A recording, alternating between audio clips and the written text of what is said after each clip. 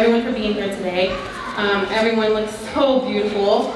And I want to thank Rosicella for asking me to stand up there with you today. It was such an honor. You are so beautiful. You're just glowing with love, and it's just sparkling, and just reflecting everywhere. And it's just so beautiful to see. Now I'm just going to read. Okay. If you don't know me, I'm Rosicella's cousin. Rosicella, as I remember our memories of growing up, there aren't many that we weren't together. We weren't born just cousins, we're more than that. We're sisters and we're friends. We've seen each other through the good, the bad, and even the sad times. We've had some bad times and some sad times.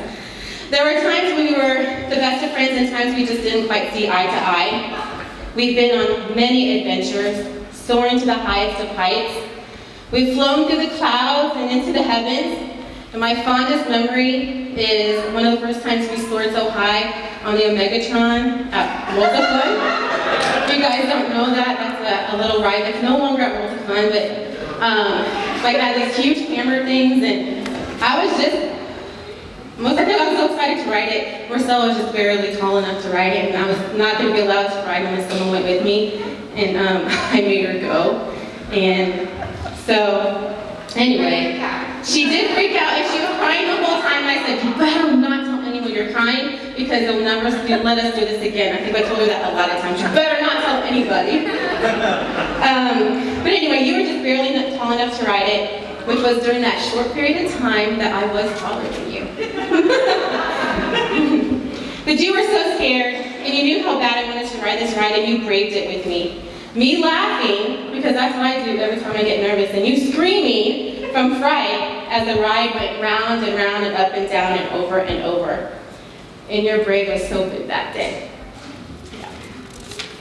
Yeah. We survived the Pacific Ocean, who tried to take us under, but later provided us that wave that carried us back to shore. Each of those times were so scary, but together coming out as if nothing had shook us up. We were dancing queens, and there wasn't a dance floor that we didn't set fire to, and no ground left untouched by our little dancing feet. We even took to dancing in the front yard at Look at Them Girls with the Daisy Dukes on. We had no shame at all. And as much as we love dancing, we love singing together.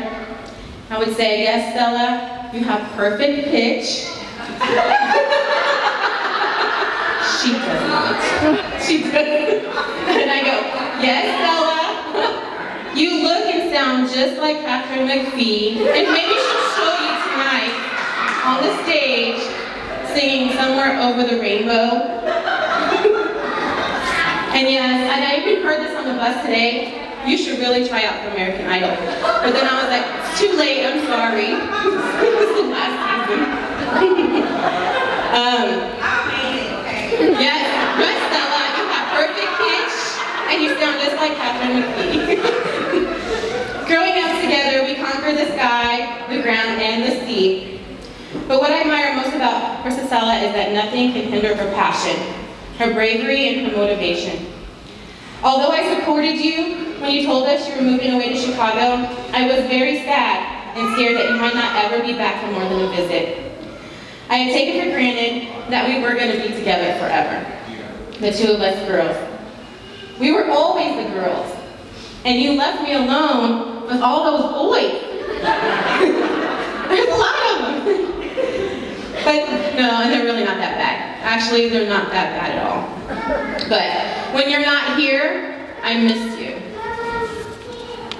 So you can only imagine how excited I am to have you back home.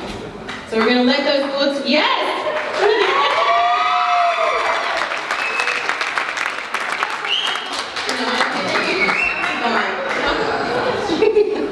So we're going to let those good times continue to roll, and we have to fix those microphones because those kids broke them. And Javon, you're one lucky guy. And Rosicella, you're one deserving girl. Yeah. Oh. Since meeting Javon, Stella's life has been transformed. Being the oldest, I have always felt that I needed to protect you. And I mean, I have. Getting kicked out of kickball games, stuff like that, because someone looked at her wrong, okay? But I always felt like I had to protect you, and I always carried a high standard of who I felt was good enough for her. Javon, I have never doubted you for 1 second. You are everything I have always wanted for Stella. Your humor, your easygoing nature, your chivalry, your work ethic, and your love for God makes you the perfect partner for her. Yeah, amen. Yeah.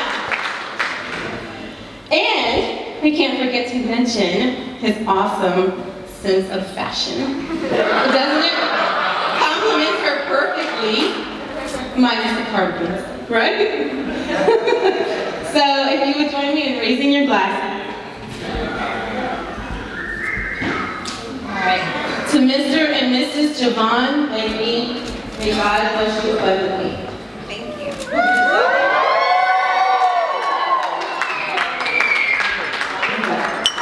Everybody give it up for our maid of honor, Ms. Elva Duque.